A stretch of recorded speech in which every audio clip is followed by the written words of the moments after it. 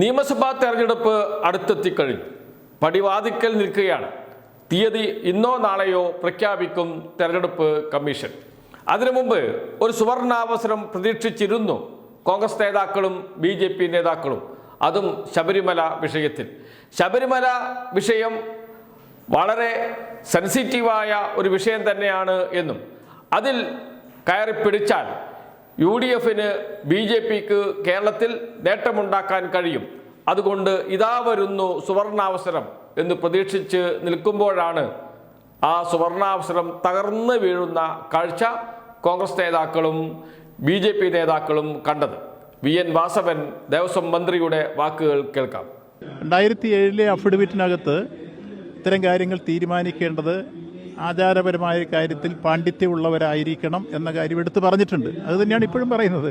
എല്ലാ കാലത്തും വിശ്വാസികളുടെ താല്പര്യങ്ങൾ പരിരക്ഷിച്ചുകൊണ്ട് മുന്നോട്ട് പോകണമെന്ന നിലപാടായിരിക്കും ഗവൺമെൻറ് ഉണ്ടായിരിക്കുക എന്നുള്ള കാര്യവും പറയും. ശബരിമലയിലെ സ്ത്രീ പ്രവേശനവുമായി ബന്ധപ്പെട്ട് എന്തോ തിരുത്തുന്നു സർക്കാർ, മലക്കം മറിയുന്നു സർക്കാർ എന്നൊക്കെയാണ് കഴിഞ്ഞ ദിവസം മാധ്യമങ്ങളിൽ വന്ന വാർത്ത. കോൺഗ്രസ് നേതാക്കളും അതേപോലെ തന്നെ BJP നേതാക്കളും അത് ഏറ്റെടുക്കുകയും ചെയ്തിരുന്നു.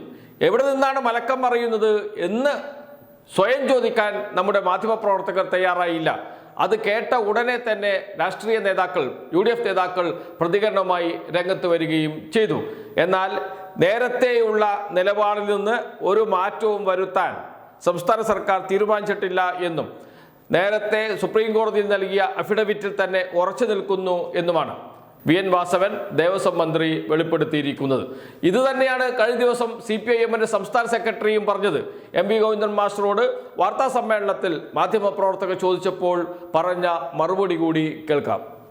ഞങ്ങൾ കഴിഞ്ഞ പ്രാവശ്യം അഫിഡവിറ്റിന്റെ ഭാഗമായിട്ട് കൊടുത്ത കാര്യം അതിൽ തന്നെ ഉറച്ചു നിന്നുകൊണ്ടുള്ള ഭാഗങ്ങളാണ് ഇതിന്റെ ഭാഗമായിട്ട് കൂടി ചർച്ച ചെയ്യുമ്പോൾ പരിഗണിക്കുക, അത്രയേ ഉള്ളൂ. എന്താണ് സുപ്രീം കോടതിയിൽ സംസ്ഥാന സർക്കാർ, LDF സർക്കാർ, VS അച്യുതാനന്ദൻ സർക്കാർ നൽകിയ അഫിഡവിറ്റിൽ സത്യവാങ്മൂലത്തിൽ പറയുന്നത്? 2008 അഫിഡവിറ്റ് സുപ്രീം കോടതിയിൽ സമർപ്പിക്കുന്നത്. നിയമവകുപ്പ് ജോയിന്റ് സെക്രട്ടറി S കോമളനാണ് സർക്കാരിന് വേണ്ടി അഫിഡവിറ്റ് സമർപ്പിച്ചത്. അതിൽ പറഞ്ഞതിൻ്റെ മലയാള പരിഭാഷ: ശബരിമലയിൽ ആരെയും വിലക്കരുത്. എന്നാൽ വർഷങ്ങളായി ശബരിമലയിൽ നിലനിൽക്കുന്ന ആചാരവുമായി ബന്ധപ്പെട്ട വിഷയം ആയതിനാൽ ഇതേക്കുറിച്ച് പഠിച്ച് തീരുമാനമെടുക്കാൻ ഹിന്ദു മതത്തെക്കുറിച്ച് ആധികാരികമായി അറിവുള്ള പണ്ഡിതരെ ചുമതലപ്പെടുത്തണം. ഇതിനായി ഒരു കമ്മീഷനെ നിയമിക്കണം. ഇതാണ് സുപ്രീം കോടതിക്ക് മുന്നിൽ സംസ്ഥാന സർക്കാർ, LDF സർക്കാർ, VS അച്യുതാനന്ദൻ സർക്കാർ സമർപ്പിച്ച സത്യവാങ്മൂലം. അതിൽ നിന്ന് ഒരടി പോലും പിറകോട്ട് പോകേണ്ട കാര്യമില്ല എന്നാണ് ഇപ്പോഴും സർക്കാർ നിലപാട്. അതാണ് ദേവസ്വം മന്ത്രി പറഞ്ഞത്. അതാണ് CPIM-ന്റെ സംസ്ഥാന സെക്രട്ടറിയും വാർത്താ സമ്മേളനത്തിൽ പറഞ്ഞത്. ഇവിടെയാണ് UDF നേതാക്കൾ, BJP നേതാക്കൾ, UDF-ഉം NDA മുന്നണിയും തകർന്നു പോയത്. ഒരു സുവർണാവസരം പ്രതീക്ഷിച്ചിരുന്നു. ഇതാ ഇപ്പോൾ സർക്കാർ നിലപാട് വ്യക്തമാക്കും. LDF സർക്കാർ നിലപാട് എല്ലാ വിഭാഗത്തിൽപ്പെട്ട സ്ത്രീകളും ശബരിമലയിൽ കയറണമെന്നായിരിക്കും. അത്തരമൊരു അഫിഡവിറ്റ് മാത്രമേ CPM-ന് LDF-ന് നൽകാൻ കഴിയുകയുള്ളൂ സുപ്രീം കോടതിയിൽ. അപ്പോൾ സ്ത്രീ പ്രവേശന വിഷയം ഉയർത്തിപ്പിടിച്ച് വീണ്ടും സർക്കാരിനെതിരെ ഹിന്ദു വോട്ടുകൾ നേടാൻ കഴിയുന്ന രൂപത്തിൽ വലിയ പ്രചാരണം സംഘടിപ്പിക്കാം. ഇതൊക്കെയായിരുന്നു കണക്ക് കൂട്ടിയത്. നേരത്തെ സ്ത്രീ പ്രവേശനം അനുവദിച്ചുകൊണ്ട് സുപ്രീം കോടതി വിധി വന്ന ഘട്ടത്തിൽ BJP നേതാവ്, അന്നത്തെ BJP-യുടെ സംസ്ഥാന അധ്യക്ഷൻ PS ശ്രീധരൻപിള്ള പറഞ്ഞ വാക്കുണ്ട്: ഇതാ ലഭിച്ചിരിക്കുന്നു ഒരു സുവർണാവസരം എന്ന്. ആ സുവർണാവസരം ഉപയോഗപ്പെടുത്തി കോൺഗ്രസും BJP-യും കൊടിപിടിക്കാതെ ഒന്നിച്ച് സമരം ചെയ്ത കാഴ്ച നാം കണ്ടതാണ്.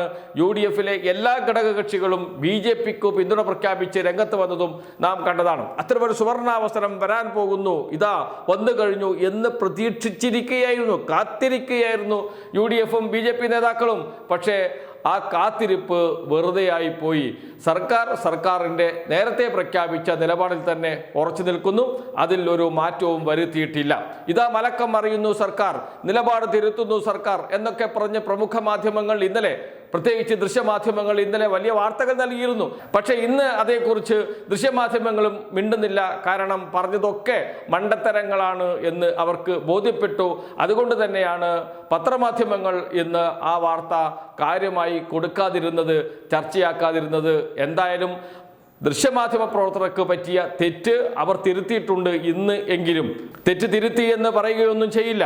ആ വാർത്ത അങ്ങ് മുക്കും, അതേക്കുറിച്ച് പിന്നീട് ഒന്നും പറയാതെയാകും. അതാണ് ദൃശ്യമാധ്യമങ്ങളുടെ പതിവ് രീതി. അതാണ് ഇവിടെയും കണ്ടത്. സുവർണാവസരം തകർന്നു പോയതിൽ വലിയ നിരാശയിലാണ് ഇപ്പോൾ കോൺഗ്രസ് നേതാക്കളും BJP നേതാക്കളും, ഒപ്പം നമ്മുടെ പ്രമുഖ മാധ്യമങ്ങളും.